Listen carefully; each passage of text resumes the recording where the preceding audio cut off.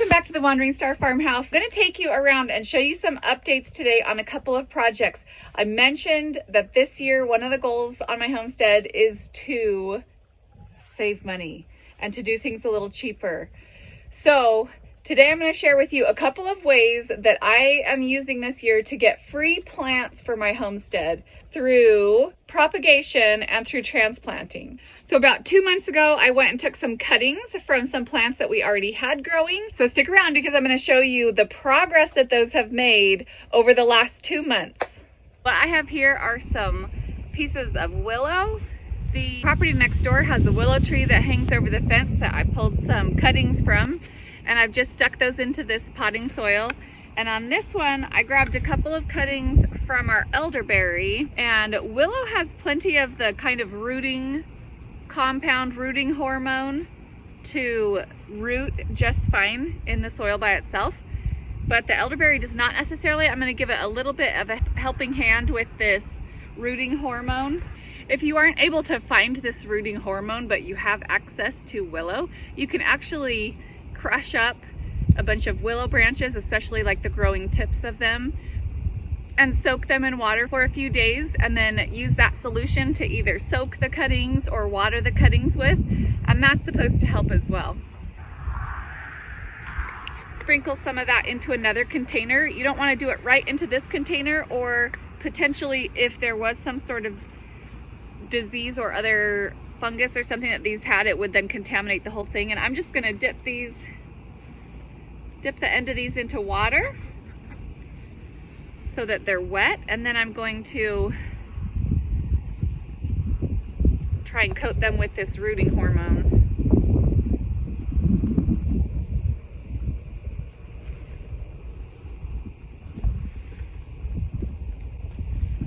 And then I will stick it down here in this potting soil.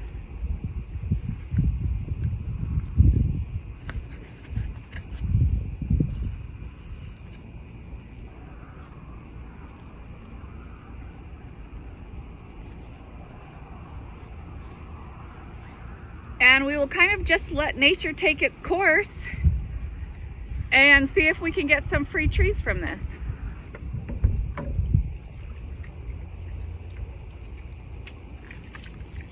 Let me show you 2 months later. So both of these little elderberry cuttings that I took have rooted up and put out leaves now. And I'm not going to transplant them just yet, but I will be transplanting them soon.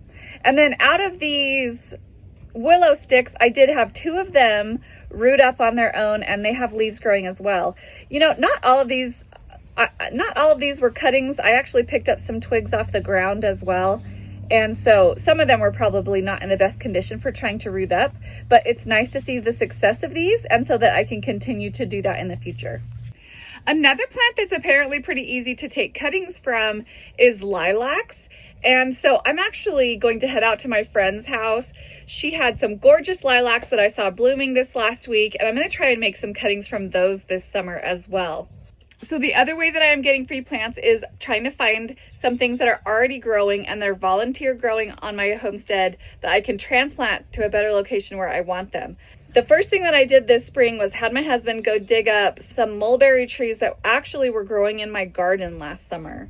I think I just didn't notice them among the weeds the first summer I was growing there, but this second summer they definitely were getting taller and I could tell they were trees, and so I had my husband go dig them up and go plant them along the fence line where we want them. We are trying to grow a bit of a hedgerow on one side of our property because we have one side of our property that is open to neighboring fields, and we did get some overspray from those fields that have impacted our garden.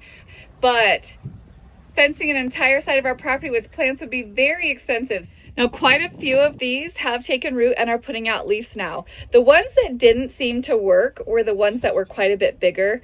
And that is kind of typical with transplant shock for a lot of different plants, that the bigger they are, the harder they have to transplant.